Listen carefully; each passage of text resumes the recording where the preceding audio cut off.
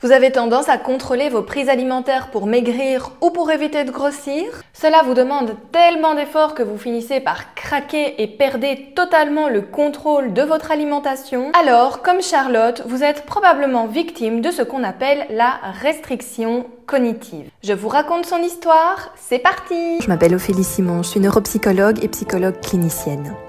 Le but de cette chaîne est de vous apporter des informations sur la psychologie en général et plus particulièrement sur l'hypnose et le MDR qui sont mes deux outils thérapeutiques de prédilection. Si le concept vous plaît, n'oubliez pas de vous abonner à ma chaîne, ça fait toujours plaisir d'être soutenu.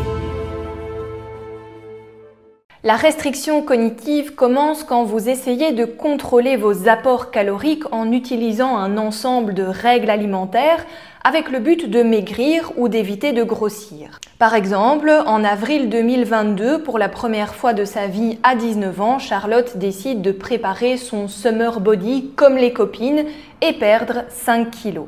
Pourquoi 5 kilos me direz-vous? Simplement parce que 5 kilos, c'est bien. Elle s'impose alors de ne manger qu'une pomme en guise de petit déjeuner et a décidé de supprimer tous les féculents de ses repas. La plupart du temps, elle se met aussi à sauter son repas de midi. La restriction cognitive, c'est donc suivre des règles extérieures, bonnes, mauvaises ou farfelues, pour perdre du poids, mais cela entraîne de ne plus écouter les messages intérieurs de notre propre corps, notre faim, notre satiété, notre rassasiement. Si je reviens à Charlotte, au début, elle a parfois un peu faim, mais elle réussit à passer au-dessus et elle se satisfait des petites quantités qu'elle met dans son assiette. Finalement, elle ne ressent plus grand-chose et elle en est bien contente parce qu'elle passe des très bonnes vacances dans son beau bikini. De très bonnes vacances ou presque parce qu'il y a quand même un petit nuage noir. Elle profite de ses vacances pour lâcher du lest.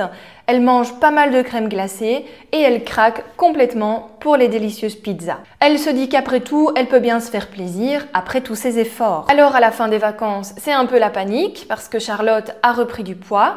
Donc elle reprend son programme à base de règles alimentaires, bonnes, mauvaises ou farfelues. La restriction cognitive n'est en réalité qu'une intention de contrôle parce que ça finit souvent par une succession de pertes de contrôle et de tentatives de reprise en main. Pour Charlotte, par exemple, la reprise de son programme ne se passe pas comme elle le voudrait. Les craquages continuent. Elle n'a plus envie de faire autant d'efforts pour retrouver et garder son poids idéal. Et même parfois, elle se retrouve à manger tout et n'importe quoi dans une sorte de frénésie alimentaire, comme un petit gremlin qui en met plein sa bouche, comme elle dit.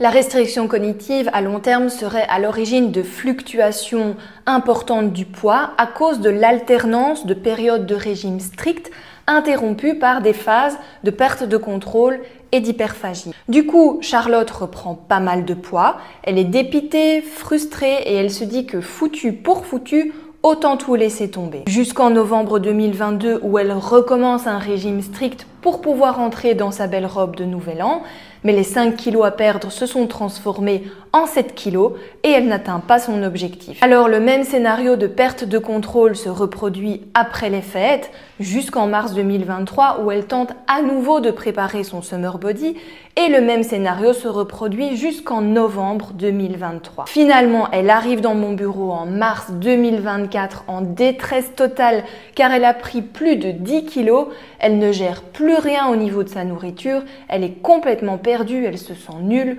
moche et grosse. Nous devons donc entamer un travail autour de plusieurs axes. Charlotte doit apaiser ses comportements alimentaires incontrôlables. Elle doit se reconnecter à ses sensations alimentaires, sa faim, sa satiété, son rassasiement. Elle doit retrouver confiance en elle et récupérer de l'estime de soi. Tout ça pour un summer body. Alors ça va prendre du temps, ça ne sera pas facile, mais on va le faire ensemble. Alors, que pensez-vous de l'histoire de Charlotte ?